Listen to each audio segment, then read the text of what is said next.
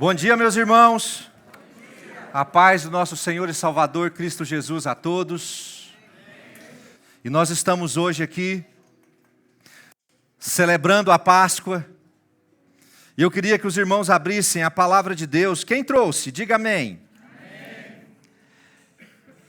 Em Êxodo, capítulo 12, verso 13. Onde nós temos a Páscoa original judaica. Êxodo, capítulo 12, verso 13. Quem não trouxe a Bíblia vai ter oportunidade de acompanhar na tela todos os versículos que eu trouxe hoje. O tema da mensagem dessa manhã é Páscoa. Páscoa, a chance que nós esperávamos. E diz assim em Êxodo 12, 13. O sangue será um sinal para indicar as casas em que vocês se encontram. Quando eu vir o sangue, passarei por vocês e não haverá entre vocês praga destruidora. Quando eu ferir a terra do Egito. Este dia lhes será por memorial e vocês o celebrarão como solenidade ao Senhor. De geração em geração, vocês celebrarão este dia por estatuto perpétuo. Amém? Essa é onde a Páscoa foi estabelecida como uma celebração anual. Todo judeu, na época da Páscoa, prepara um rito solene. E nós, como cristãos, também preparamos um rito solene. Só que a nossa Páscoa tem um significado diferente. Naquela época, quando a praga invadiu ao Egito e a morte viria à terra para levar todos os primogênitos, Deus mandou que o sangue fosse passado em aos umbrais, as soleiras das portas. E nós lemos que quando a morte passeava sobre a terra e ela passava na porta de alguém, onde o sangue estava sobre a porta, a morte e a destruição passava direto e não entrava naquela casa. Meus irmãos, mas este sangue do cordeiro que foi imolado naquela época, ele secou, os umbrais ruíram, as casas desmancharam com o tempo. Mas houve um cordeiro pascal, que o sangue jamais seca. Que a Bíblia fala que é o sangue vivo. E este sangue foi derramado para que ele fosse passado no umbral do nosso coração, para que a morte passe por você, mas não te consuma. Irmãos, diferente daquele sangue daquela época, que secou, que não existe mais, o sangue derramado do nosso Cordeiro Pascal, Jesus, ele foi colocado sobre os nossos corações, e ele é um sangue vivo.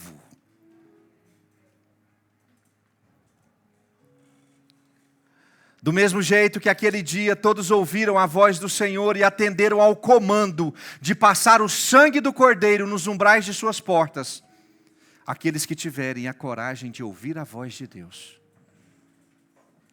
e permitir que o sangue de Jesus seja usado na porta de seus corações, alcançarão a libertação da morte. Naquela manhã, toda a terra do Egito chorou pela destruição e pela morte, exceto o povo de Deus, porque celebraram a vida que veio através do derramamento de sangue. Por isso nós não estamos num velório, nós estamos numa festa de celebração por aquele que morreu e ressuscitou. O sangue vivo. Se você ouvir hoje a voz de Deus, trazendo instrução, passe o sangue derramado no umbral. E você permitir que o sangue de Jesus cubra sua multidão de pecados, a morte eterna não passeará mais dentro da sua casa. Se você hoje der ouvido à voz do Senhor, Se você hoje receber essa instrução, se você permitir que esse sangue seja real e verdadeiro sobre você, ainda que você morra, você viverá. Basta uma permissão para que esse sangue seja verdadeiro e vivo sobre a sua vida. Mas o que eu quero falar sobre essa manhã é sobre a última Páscoa de Jesus. E por isso eu quero que vocês abram comigo em 2 textos. Esse é o nosso texto base dessa manhã. O primeiro deles está em Mateus capítulo 26. E o segundo está em João capítulo 13. Por favor, abram para mim esses 2 textos. Nós vamos ficar esses 2 textos hoje. A última celebração de Páscoa de Jesus.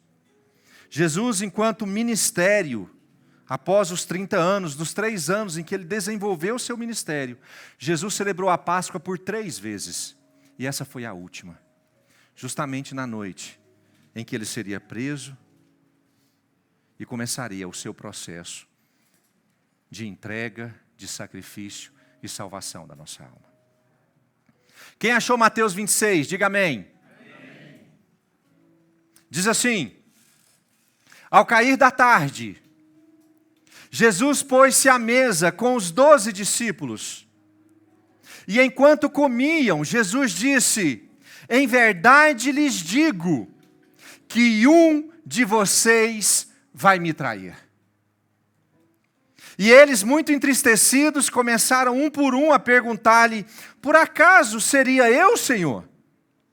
Jesus respondeu: o que comigo põe a mão no prato, esse vai me trair. O Filho do Homem vai, como está escrito ao seu respeito, mas ai daquele por quem o Filho do Homem está sendo traído. Melhor seria para ele se nunca tivesse nascido. Então, Judas, que o traía, perguntou: por acaso sou eu, mestre? Jesus respondeu: você acabou de dizer isso. Vocês abriram em João 13? Vamos ficar de pé para ler João 13? Não precisam ler junto, eu quero que vocês só me acompanhem na sua Bíblia. João capítulo 13, verso 21. É a mesma história, o mesmo momento, mas sob um relato um pouco diferente de João. E João diz assim, João 13, 21. Depois de dizer isso, Jesus se angustiou em espírito e afirmou: em verdade lhes digo, que um de vocês vai me trair. Então os discípulos olharam uns para os outros, sem saber a quem ele se referia. Ao lado de Jesus estava reclinado um dos seus discípulos, aquele a quem ele amava. A gente acha que é quem, gente, quando João se refere àquele a quem Jesus amava? Nós já vimos sobre isso aqui. Bem provavelmente João estava falando dele mesmo. E se eu fosse falar de Jesus e escrever, eu também falaria que eu sou quem Jesus ama, né? Acho que eu ia perder a oportunidade. Ao lado de Jesus estava reclinado um dos seus discípulos, aquele a quem ele amava, bem provavelmente o apóstolo João. Simão Pedro fez um sinal a ele, para que perguntasse a Jesus, a quem Jesus se referia. Então aquele discípulo, reclinando-se sobre o peito de Jesus, perguntou: Senhor, quem é? Jesus respondeu: é aquele a quem eu der o pedaço de pão molhado. Então Jesus pegou um pedaço de pão e, tendo-o molhado, deu a Judas, filho de Simão Iscariotes. E depois que Judas recebeu o pedaço de pão, imediatamente Satanás entrou nele. Então Jesus disse: o que você pretende fazer, faça-o depressa. Amém? Podem se assentar? Irmãos, nós temos aí uma noite muito importante para nós, igreja. Para nós, igreja de Cristo. Essa é uma noite muito intensa. A última Páscoa de Jesus, nesse evento específico, acontece muita coisa. Jesus não se senta na mesa naquele dia apenas para ceiar. Jesus se senta na mesa para ensinar muita coisa. É uma noite intensa. Jesus vai lavar os pés dos discípulos nessa noite. João menciona isso. Jesus lava os pés dos discípulos antes. Jesus vai lidar com Judas nessa noite, pessoalmente. Jesus vai lidar com Pedro nessa noite, pessoalmente. O galo cantará. Lembram-se disso? Acontece nessa noite. Jesus vai interferir numa discussão sobre quem era o maior discípulo. Acontece nessa noite. Jesus vai estabelecer a Santa Ceia nessa noite. Gente, a Santa Ceia para nós é importante? Sim. Para a igreja? Está tudo estabelecido nessa noite. Uma noite intensa. Acontece muita coisa no intervalo muito pequeno de tempo. Era uma noite muito especial. Mas só que você sabe o que está implícito no texto, que muitas vezes, por conta da riqueza da noite, a gente acaba desconsiderando a relação de Jesus com Judas. Aquela noite era a última oportunidade que Jesus teria com Judas antes do ato de traição.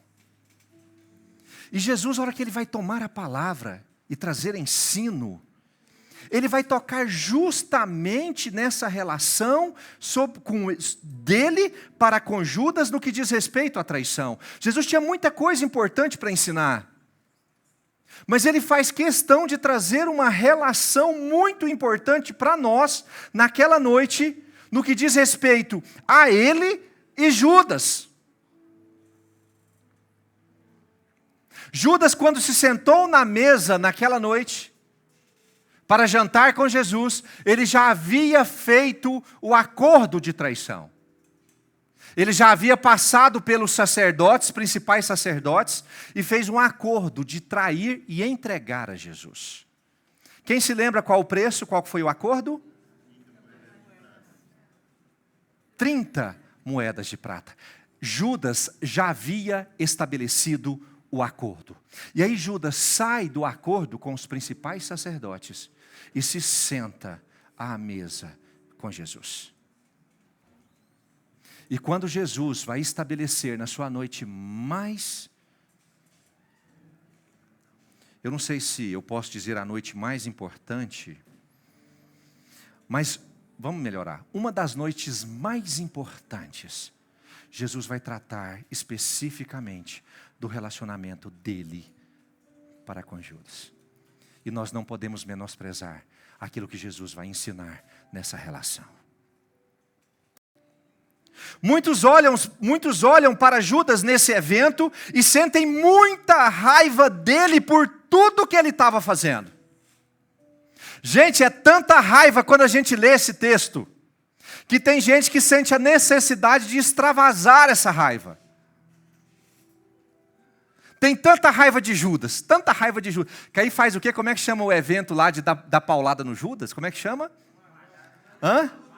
Malhar o Judas. O que é isso, gente? Malhar o Judas é um boneco do Judas, e as pessoas vão lá e fazem carinho nele. O que as pessoas fazem com o boneco de Judas? Desce a pancada. Você sabe o que é isso? É extravasar a raiva por Judas ter feito aquilo que ele fez. Mas não creio que Jesus interagiu com ele nesse instante para promover ódio no nosso coração. Existe muito a ser aprendido nesse momento, principalmente na relação entre o Salvador e um pecador. Irmãos, existe muito a ser aprendido na relação com Jesus, e é muito importante que a gente entenda que quando Judas sentou ali, ele já havia feito o acordo, Jesus sabia que ele havia feito o acordo, mas existe ali de forma muito clara a relação, de forma muito clara, a relação de um Salvador com um pecador. E eu me vejo nessa relação, porque eu creio que Jesus é o meu Salvador, E eu também creio, meus irmãos, que eu sou pecador. Então tem muita coisa a ser aprendida nessa última oportunidade que foi dada a Judas, para que ele se relacionasse com Jesus. E a relação que Jesus vai estabelecer com Judas naquela noite específica, ela tem 3 bases muito importantes, que nós precisamos entender que Jesus constrói com um pecador. Que Jesus constrói comigo e com você. 3 bases. A primeira delas, exposição ao pecado. Exposição do pecado. A segunda delas, o confronto com o pecado. E a terceira delas, o confronto com Jesus. 3 bases. Jesus vai lidar com Judas naquele dia fazendo 3 coisas. Expondo o pecado, o colocando de confronto com o pecado, e Jesus o colocando de confronto com ele mesmo. Judas vai receber naquele dia 3 oportunidades de redenção. E eu creio que se nós entendermos essas 3 oportunidades que o Senhor quer nos dar na nossa relação com Ele, nós não sairemos da mesa do Senhor sem que haja libertação e cura. E a primeira delas, meus irmãos, está na exposição do pecado. Mateus 26, verso 20. Jesus, no meio da noite, durante o jantar, ele se levanta, ele toma a palavra, todo mundo olha para ele, o que ele vai dizer é muito importante, nós estamos na última ceia, Jesus está ensinando aos discípulos, e Jesus vai dizer assim, ao cair da tarde, Mateus 26, 20, está na tela, Jesus pôs-se à mesa com os 12 discípulos, e enquanto os discípulos comiam, Jesus disse, em verdade, lhes digo, que um de vocês vai me trair. Quem estava tocando nesse assunto naquele momento?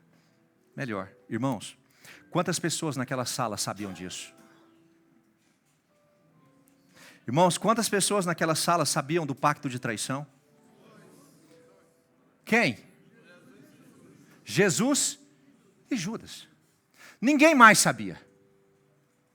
Judas construiu esse pacto de traição de forma tão perfeita que nenhum dos discípulos desconfiou que havia um pacto feito. Eles andavam sempre juntos, geralmente quando saíam nunca estavam sozinhos, eles andavam de 2 ou 3 os discípulos, quando se separavam do grupo, dificilmente estavam sozinhos, era muito difícil que alguém conseguisse construir um pacto desse em segredo, mas Judas, eu não sei como, ele conseguiu construir um pacto de traição que ninguém sabia. Apenas Jesus e ele. E eu me arrisco a dizer, meus irmãos, que ninguém sequer desconfiava desse pacto. Tanto que a hora que Jesus fala, alguém vai me trair, não poderia ser outro, Pedro, sobe nele aquele negócio, rapaz, alguém vai trair, quem é? Jesus não expõe, ele só fala, alguém vai me trair, mas Pedro supita nele aquele desejo de saber quem é. Aí Pedro faz um sinal, porque Pedro já tinha entendido que Jesus não falaria quem era em público. E aí Pedro faz um sinal para aquele que estava do lado de Jesus. Aquele que poderia ouvir Jesus em particular. Aí Pedro faz um sinal para João. Pergunta quem é. Meus irmãos, por que Pedro queria saber? Já sei, porque Pedro adora uma fofoca. Pedro adora saber da vida dos outros. Rapaz, essa é a última. Você não sabe da novidade. Jesus, fala aí para nós quem é. Pedro queria saber isso porque ele estava simplesmente curioso. Por que vocês acham que Pedro queria saber? No final daquela noite, quando foram prender Jesus, Pedro faz o quê? desembainha a espada e faz o quê? Você acha que Pedro era um espadachim de primeira e ele mirou na orelha do soldado aquele dia? Pedro deu espadada, irmão, para matar mesmo. Eu penso assim, que ele mirou a garganta e acertou a orelha, que era bom na espada. Ninguém levanta uma espada para um soldado e dá uma espadada no soldado só para arrancar uma orelha. Se os discípulos soubessem que Judas estava com essa tramóia, Judas não sairia vivo daquela sala. Estou falando besteira? Não. Se os discípulos soubessem que Judas estava tramando para trair e entregar Jesus para ser crucificado, irmão, aquele jantar ia virar uma cena de crime. Porque Judas não sairia daquela sala vivo, ou com a língua, ou com os pés. Ninguém sequer desconfiava. Para Jesus, havia algum ganho pessoal em ele anunciar que a traição estava naquela mesa, meus irmãos. Jesus falou sobre isso naquela noite, porque ele queria que as pessoas tivessem dó dele. Evitou alguma coisa ele falar? Mudou alguma coisa essa exposição? Alterou alguma coisa na ordem dos eventos ou dos fatores? Mudou alguma coisa na situação em si? Por que Jesus fez esse anúncio naquele dia? Ou melhor, para que Jesus tocou nesse assunto? Ele tomar a palavra e dizer: um de vocês vai me trair. E aqui fica a minha pergunta: para quê? Não evitaria nada como não evitou. Ele poderia muito bem ter permanecido sem tocar neste assunto e tratado de tantas coisas importantes que ele tinha para tratar. Mas há uma verdade absoluta quando Jesus, que era o único conhecedor do pecado, traz à tona aquilo que estava oculto. Jesus dá a Judas uma última oportunidade de se arrepender. Jesus não está falando para os 11 aqui. Jesus está falando com Judas. Judas, só você sabe, mas eu também sei. Iniciou-se ali um processo que gosto de chamar de últimas chances para a redenção de um traidor, de um pecador. Agora Judas, que vinha agindo em segredo, ninguém sabe, ninguém tem ideia, agora Judas sabe que Jesus também sabe. Meus irmãos, está construída aqui a oportunidade perfeita para Judas reconhecer: cara, ninguém sabe. Ele sentou naquela mesa naquele dia em segredo, dizendo ninguém sabe. Mas quando Jesus expõe, ele está dizendo: eu sei. Eu sei. Jesus não está dizendo ao público, Jesus está dizendo a Judas. Era a oportunidade perfeita para Judas reconhecer aquilo que havia feito e encontrar redenção diante do único que o podia perdoar. Foi aberta na exposição do pecado uma oportunidade para a redenção. A exposição de pecado não é um ato de maledicência ou de maldade da parte de Deus. Meus irmãos, quando Deus traz à tona um pecado, não é porque Ele é maldoso e quer distribuir fofoca entre os outros. Quando Deus traz à exposição um ato de pecado, é que Ele quer iniciar um ato de redenção. Amém. Deus não traz à tona aquilo que está oculto para que os outros saibam, para que a fofoca corra.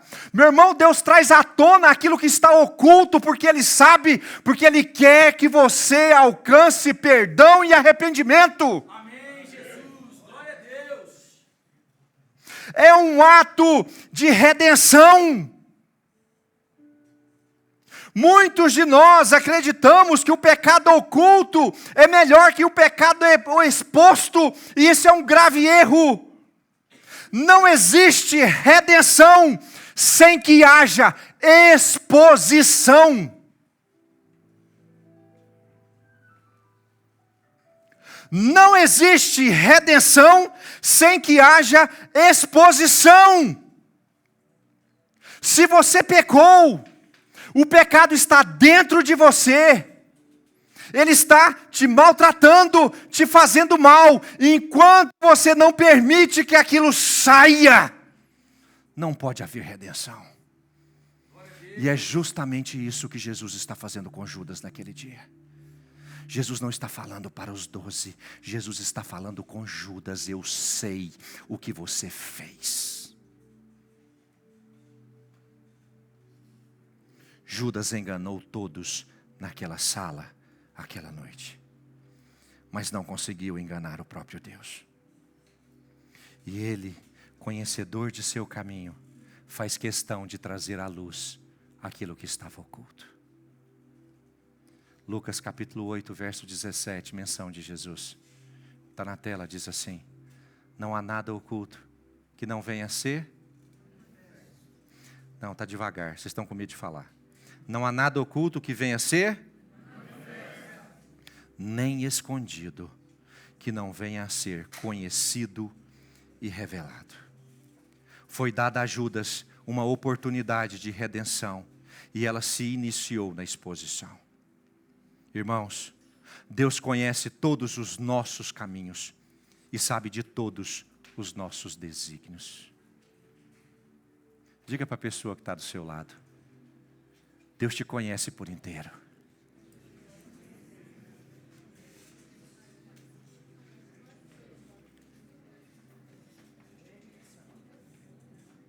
Deus conhece todos os nossos caminhos e sabe de todos os nossos desígnios. Judas se calou diante da exposição naquele dia, ou seja, Deus iniciou um processo de redenção, Deus iniciou um processo para libertá-lo, e Judas interrompeu mediante silêncio. Irmãos, o Senhor te trouxe aqui nessa noite, porque Ele quer romper o silêncio na sua vida. Nada que está oculto vai permanecer oculto, porque nós deixaremos que o pecado saia de nós. Me perdoe porque eu disse noite. Até quando você considera que conseguirá esconder seu pecado? Até quando você vai se sentar à mesa e vai segurar aquilo com força e dizer: não sai de mim, ninguém vai saber, nem Deus, ninguém sabe. Irmão, Deus te trouxe aqui hoje porque Ele quer fazer isso sair de você, para que a redenção encontre a sua alma.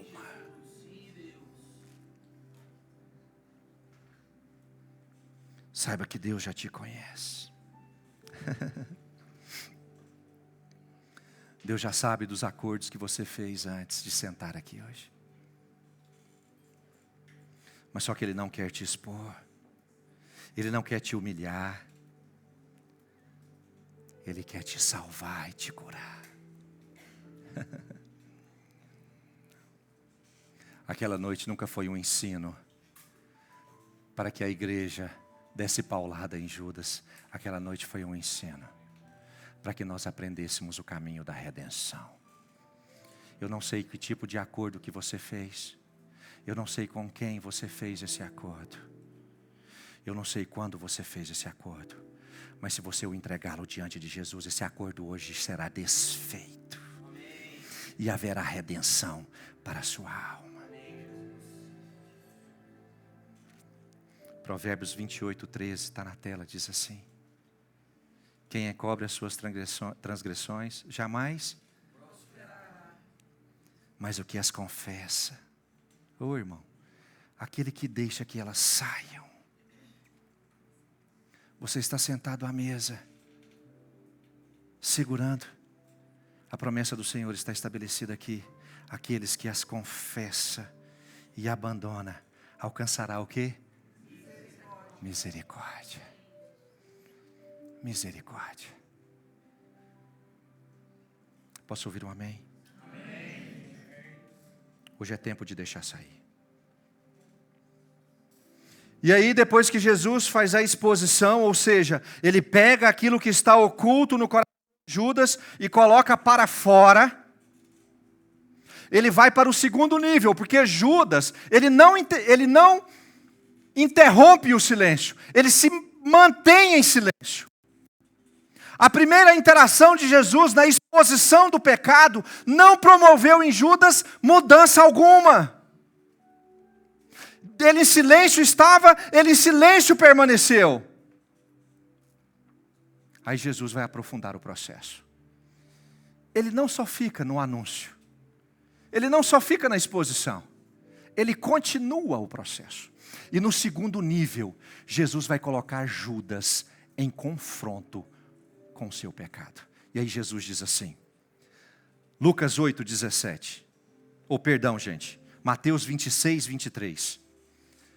Jesus diz assim, o que comigo põe a mão no prato, esse vai me trair. O Filho do Homem vai, como está escrito a seu respeito. Mas ai daquele por quem o Filho do Homem está sendo traído. Melhor seria para ele se nunca tivesse nascido. Nesse instante, após a exposição, Jesus coloca Judas face a face com o seu pecado. E não é literal, Jesus não coloca na mão dele as 30 moedas, ou coloca ele de frente aos principais sacerdotes. Jesus colocou Judas diante do seu pecado quando ele diz, ai daquele. Melhor seria se ele não tivesse nascido. Você sabe o que Jesus está fazendo aqui? Está pegando Judas e mostrando a Judas o que era aquilo que ele estava fazendo. Talvez Judas entrou naquele dia, no jantar, com um certo senso de satisfação. Você sabe por quê, gente? Porque ele havia feito um bom negócio. São 30 moedas de prata. Você sabe o que dá para fazer com 30 moedas de prata? Com 30 moedas de prata para eu comprar um microfone novo? Quando Judas devolve as moedas, você sabe o que os sacerdotes fazem com as moedas? Eles compram um campo do oleiro. Gente, talvez Judas entrou naquele dia, naquela reunião, pensando assim, rapaz, vou virar fazendeiro. Com essas 30 moedas de prata, eu vou poder comprar minha chacrinha, poder plantar as minhas uvas. Talvez Judas foi para o jantar naquele dia pensando assim, sabe quando você fica com aquele pensamento de, o que eu faço se eu ganhar na Mega Sena? O que eu vou fazer com o dinheiro? Talvez Judas foi naquele dia para o jantar pensando assim, rapaz, uma moeda de prata eu compro uma túnica nova, outra moeda de prata eu compro do melhor vinho. Talvez ele foi naquele dia para o jantar, pensando o que daria para fazer com 30 moedas de prata. Um senso de satisfação. Só que quando Jesus começa a lidar com Judas após a exposição, Jesus vai mostrar para Judas o que verdadeiramente é 30 moedas. E aí elas vão mudar de nome.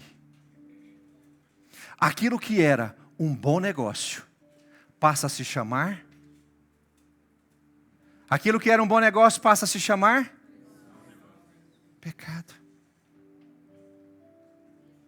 Jesus vai colocar Judas frente a frente com o verdadeiro nome daquilo que ele estava fazendo. Judas. Ele não diz o nome, né? Mas Judas entendeu que era para ele. Pode ter certeza que sim.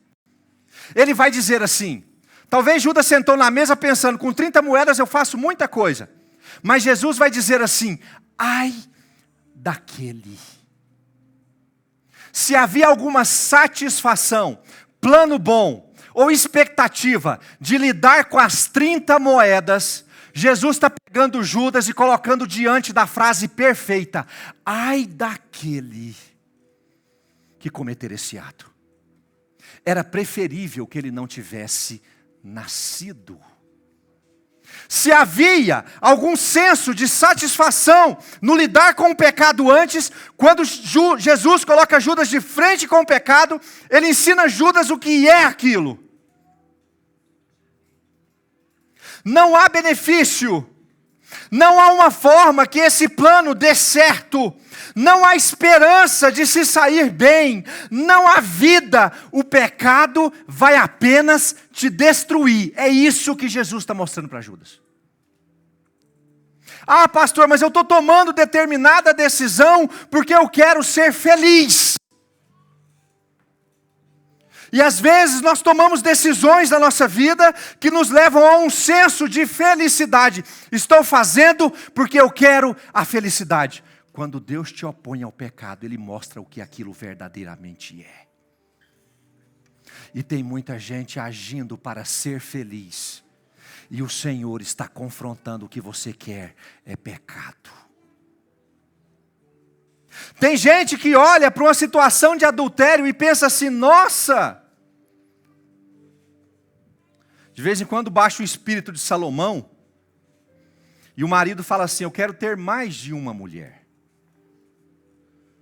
E na primeira vista, para o homem, aquilo tem uma sensação de... Qual que é o termo que eu posso usar, pastor Eli? Eita!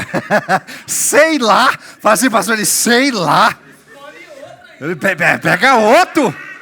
Sei lá! Gostei da resposta. Gostei da resposta. Pergunta outro.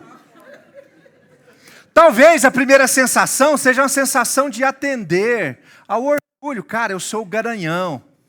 Hã? Ou talvez seja atender ao desígnio da carne. Cara, a minha carne precisa disso, isso é legal, isso é confortável, isso é prazeroso. Talvez antes de se doar a uma bebida alcoólica, a intenção seja das melhores: eu faço porque eu quero ser feliz. Mas quando nós estamos diante de Jesus, Ele passa a chamar as coisas pelo seu verdadeiro nome. Meus irmãos, essa parte de confrontar com o pecado faz parte do cuidado de Deus sobre a sua vida. Não existe satisfação momentânea que valha a pena a morte eterna. E muitos de nós estamos escolhendo a morte eterna, porque não estamos entendendo o confronto do Senhor para com o pecado. Naquele dia, se havia alguma expectativa de Judas com relação às 30 moedas, ela se desfaz quando Jesus o coloca de frente ao pecado. 30 moedas não é nada, porque ai de você.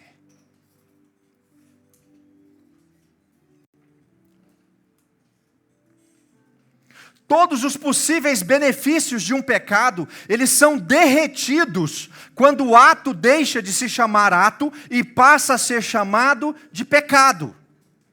Quando somos colocados diante de um pecado, todo o peso do ato em si é despejado sobre nós.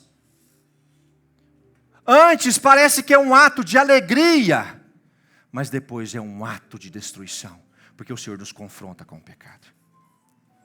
Deus revela o peso do ato quando Ele traz a revelação de que não se trata apenas de um ato, mas de um pecado. Você pode ser atraído ao ato muito facilmente, mas se você tem o sangue passado nos umbrais do seu coração, antes de cometê-lo, Deus vai mostrar a você o que aquele ato verdadeiramente é. Quem aqui crê que o sangue de Jesus é poderoso? Levante a mão, deixa eu ver. Quem aqui permitiu que esse sangue fosse passado nos umbrais do seu coração? Pois saiba que se o sangue foi passado nos umbrais do seu coração, todas as vezes antes do cometimento do ato, o Senhor vai te colocar diante do seu pecado e vai dizer: se você fizer, você vai ser destruído. Isso não diz respeito a ele, isso diz respeito a você. Se havia satisfação de Judas com a traição naquele dia, ela foi desfeita por Jesus. E se você veio aqui nessa manhã, o Senhor o trouxe para te dizer que você tem uma oportunidade de chamar as coisas pelo verdadeiro nome e se livrar de uma vez por toda delas.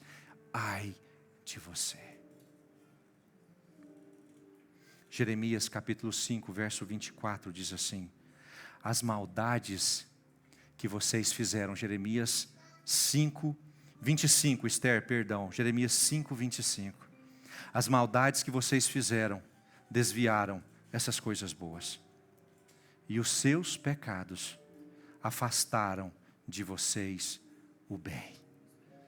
Romanos capítulo 6, verso 23 diz assim: porque o salário do pecado é a morte. O salário do pecado é a morte. Tiago capítulo 1, verso 15 diz assim: então a cobiça, depois de haver concebido, dá à luz ao pecado.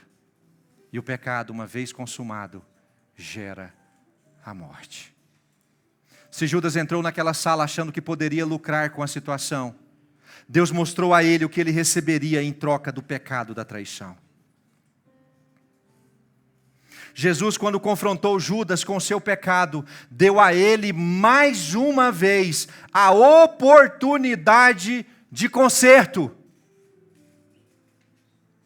Se você entrou aqui hoje achando que o seu pecado pode te trazer algum benefício, Jesus vai te confrontar com ele e te dar mais uma oportunidade de arrependimento e libertação. Meu irmão, arrependa-se enquanto é tempo. Para de querer justificar o ato. Para de querer ver o benefício. Seja confrontado por aquilo que você está pretendendo fazer. Arrependa-se. Arrependa-se. E aqui fica o meu singelo aviso àqueles que só desejam ser felizes. Hoje é a máxima da igreja moderna, né? Procure a sua felicidade sempre. E justificam muitos atos pecaminosos como se a felicidade momentânea valesse o preço de pecar contra o Senhor. Irmão, se você crê nessa felicidade momentânea, saiba que o Senhor vai te confrontar com o seu pecado e te trazer libertação nessa manhã. Só existe salvação e redenção em se livrar do pecado para sempre. Não existe como isso dar certo. Não existe um plano perfeito. E por fim, depois da exposição, depois de Jesus pegar Judas e colocar ele diante do pecado, vem o último estágio. Aí Jesus pega Judas, expõe. Judas rompe o silêncio? Não. Aí Jesus pega Judas e o coloca diante do pecado. Judas se arrepende? Não. E aí Jesus vai para o terceiro e último nível. Ele vai trazer Judas para ser confrontado com ele mesmo. Mateus capítulo 26, verso 25, diz assim: então Judas, que o traía, perguntou. Perguntou para quem, irmãos? Perguntou para quem?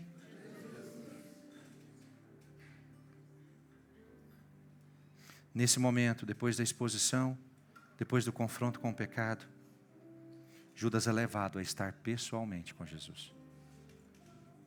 Por acaso sou eu, mestre? Por acaso sou eu, mestre? Jesus respondeu: você acabou de dizer isso. Nesse instante, após a exposição e o confronto com o pecado, Judas está diante de Jesus. Meus irmãos, está à mesa, mas eles estão conversando de forma particular. Ele, Judas e Cristo. Naquela noite, antes de tomar a decisão em direção ao pecado, Judas esteve olhando a Jesus nos olhos, face a face com ele.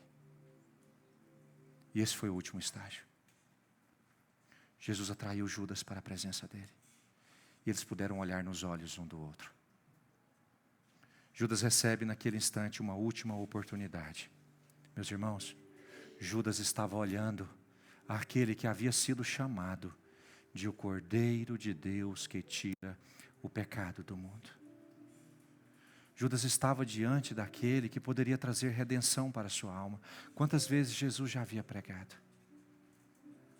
Quantas vezes Jesus já havia mostrado que era através dele que o homem chegaria aos céus? Quantas vezes Jesus já havia ensinado? E nesse exato momento, nós vemos Judas e Jesus, frente a frente, olho no olho. E nós precisamos entender a dinâmica daquela reunião naquela noite, porque é muito importante nós entendermos o senso de proximidade de Judas e Jesus. A Bíblia fala que do lado direito de Jesus estava quem? Hã? Vocês estão falando que é João? A Bíblia fala que é aquele a quem Jesus amava. Por que vocês estão falando que é João? Que é bem provável que seja ele. E por que a gente considera essa questão? Porque vai mencionar algo muito interessante, que é o fato de João estar com a cabeça reclinada sobre o peito de Jesus. Alguém já viu numa mesa de jantar, alguém que está comendo e o outro está com a cabeça no peito da pessoa do lado? Gente, isso não soa estranho. A Bíblia fala que João está com a cabeça reclinada sobre o peito de Jesus.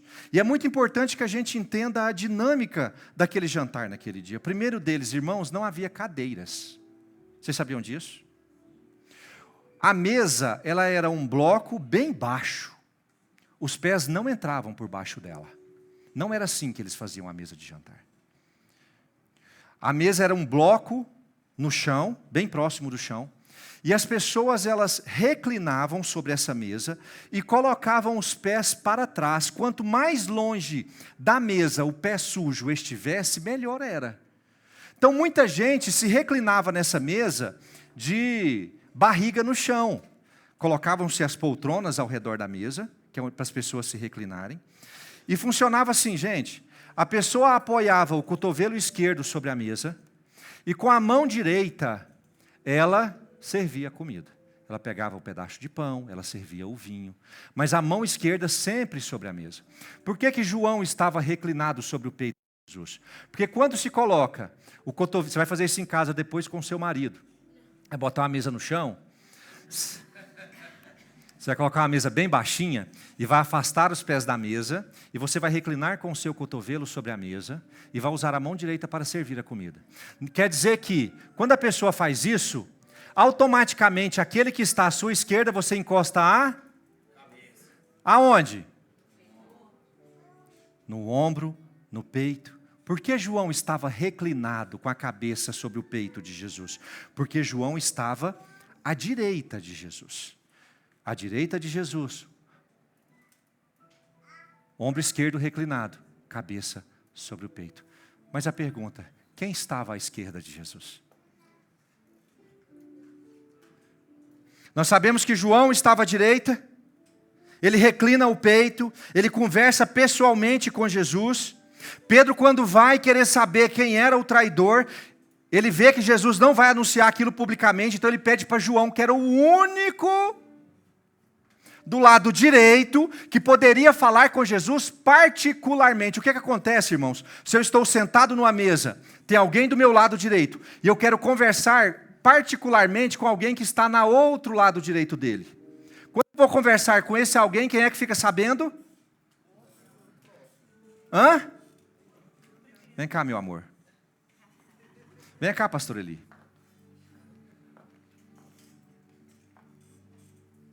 Lá ali, pastor Eli. Irmãos, eu quero conversar um assunto particular com o pastor Eli.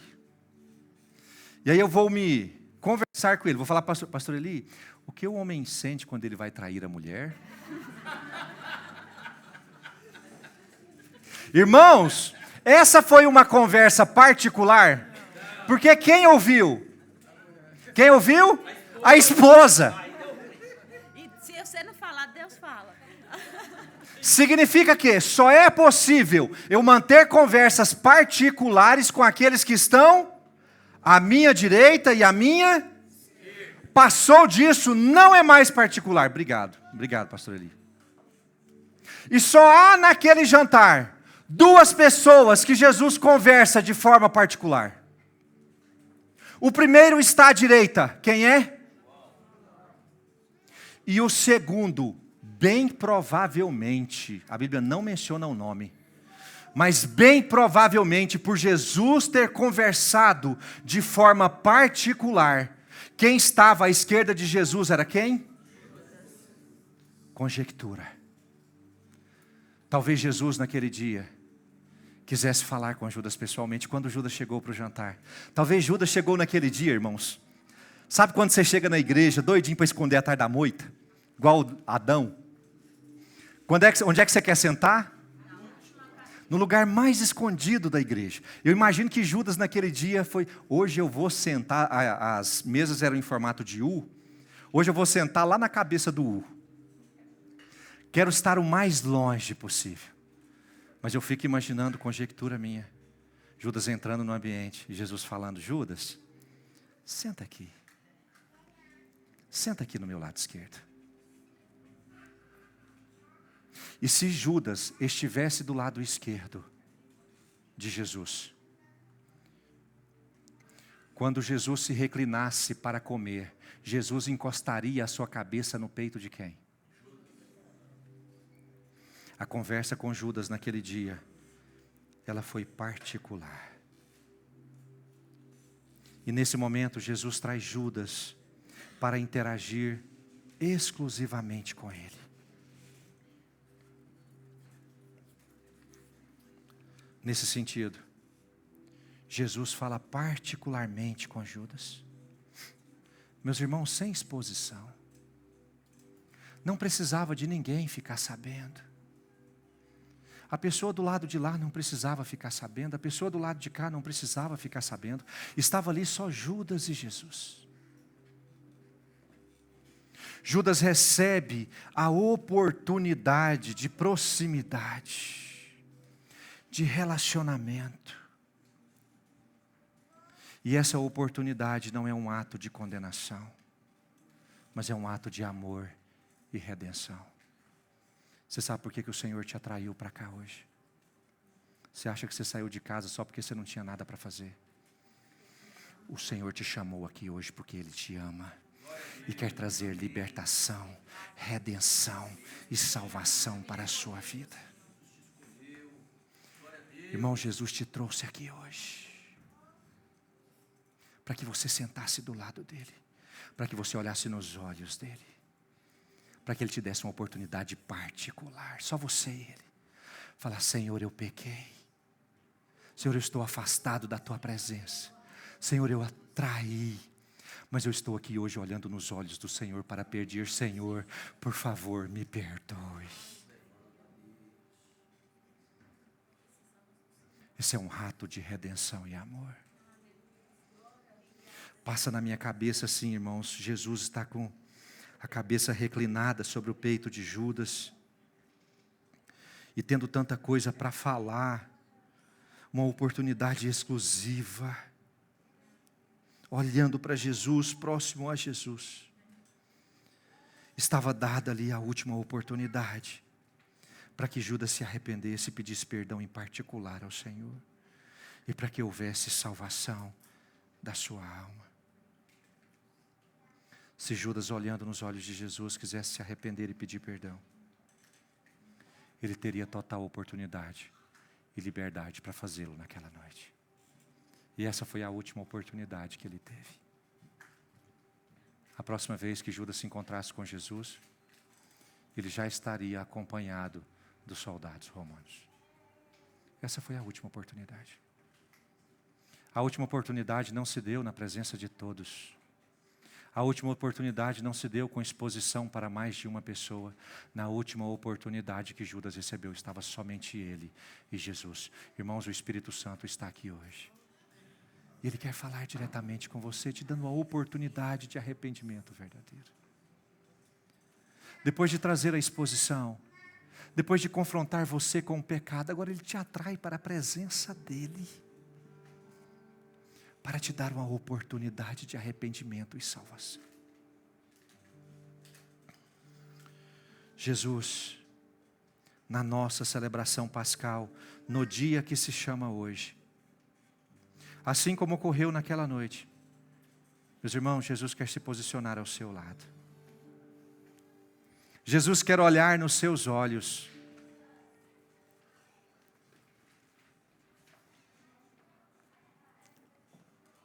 Mas Ele não quer trazer para essa reunião condenação. Irmãos, Ele não trouxe espada aquele dia para aquele jantar. Irmãos, para aquele jantar naquele dia, Jesus não levou as portas do inferno. Para aquele jantar naquele dia, Jesus não levou uns soldados que pudessem dar e nem inflamou os discípulos para darem uma surra em Judas. Irmãos, o que Jesus levou para aquele jantar naquela noite foi exclusivamente o pão e o suco, a sua carne e o seu sangue. Jesus só levou isso. Não havia entre ele e Judas naquele momento nenhum senso de condenação, isso o pecado faz. O confronto com o pecado já havia passado. Naquele momento, só havia o sangue libertador e a redenção que vem através dele. Jesus não está aqui hoje para te condenar. Diga para a pessoa que está do seu lado, Jesus não está aqui para te trazer condenação. Jesus não está aqui hoje para te humilhar. Jesus não está aqui hoje para te constranger. Ele não trouxe espada para este evento. A única coisa que Jesus trouxe foi o sangue e a cruz. Sangue que Ele derramou para que você alcançasse o perdão. A cruz que Ele... A cruz pela qual Ele foi levantado para que você alcançasse libertação. Foi isso que Ele trouxe para esse evento hoje. E se você olhando nos olhos de Jesus nessa manhã, você for convencido de um novo caminho, Ele está pronto para te libertar, Ele está pronto para te curar, Ele está pronto para te salvar. Irmão, Jesus não trouxe para essa reunião condenação. Ele trouxe para essa reunião libertação. Judas não era a intenção do coração de Jesus que Judas saísse daquela reunião naquele dia condenado ao inferno. Irmãos, era para Judas ter saído daquela reunião liberto para sempre. E não é a intenção de Deus que você venha nessa reunião e saia daqui condenado. O Senhor trouxe hoje o pão e o sangue, para que você saia daqui liberto. Por isso, irmão, por isso, os céus clamam a você nessa manhã. Não se levante da mesa como Judas se levantou naquele dia. Porque o Senhor quer promover libertação sobre a sua vida. O Senhor quer promover libertação sobre a sua vida. Do mesmo jeito que foram dadas 3 oportunidades, nós a temos hoje também.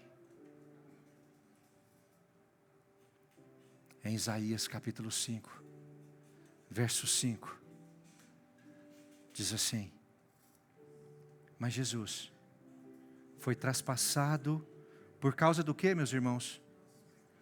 Da minha, da sua.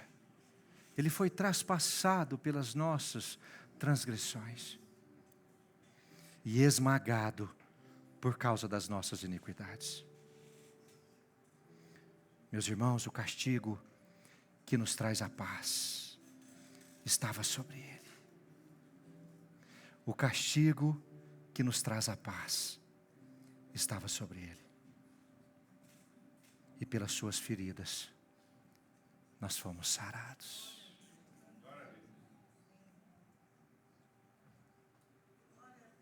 Não é condenação. Por isso hoje a mesa está posta. E por mais que você tenha tentado se sentar longe do centro, o Espírito Santo veio se sentar com você nessa manhã. E quando o Espírito Santo veio se sentar com você nessa manhã, ele veio para que viesse à luz aquilo que está oculto. Ele veio para te colocar diante do seu pecado. Mas ele também veio para que você fosse liberto pelo sangue redentor de Jesus. Não se levante dessa mesa hoje, irmão. Não se levante dessa mesa hoje, desperdiçando essas 3 oportunidades como Judas recebeu naquele dia. Vamos nos colocar de pé.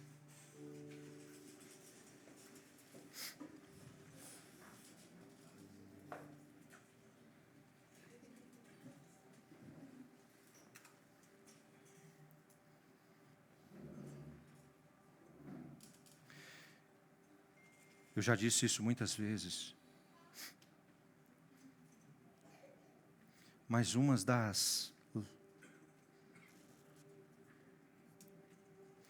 das minhas decepções com a história bíblica diz respeito principalmente ao final de Judas. Irmãos, eu queria muito que Judas tivesse sido perdoado por Jesus. Queria tanto. Porque seria um perdão e uma libertação tão genuína, tão linda de se ver. O problema foi que Judas não deu tempo para que isso acontecesse. Mesmo depois dele consumado a traição, se houvesse oportunidade, Jesus teria ido ao resgate de Judas, assim como Jesus foi ao resgate de Pedro. Só que Judas não deu tempo. E fica o meu desapontamento com Judas, não porque ele traiu Jesus, mas porque ele não permitiu ser tratado por Jesus. Mas que essa não seja a decepção do coração de Deus conosco. O Senhor está aqui hoje e quer tratar o seu coração. Irmãos, nós temos tantas histórias lindas que começaram através de arrependimento, de mudança de vida, de perdão. E uma nova história linda pode começar na sua vida hoje através de arrependimento, libertação e perdão. E o Senhor está aqui.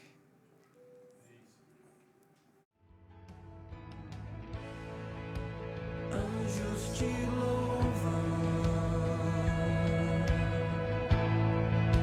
os anciãos se prostram.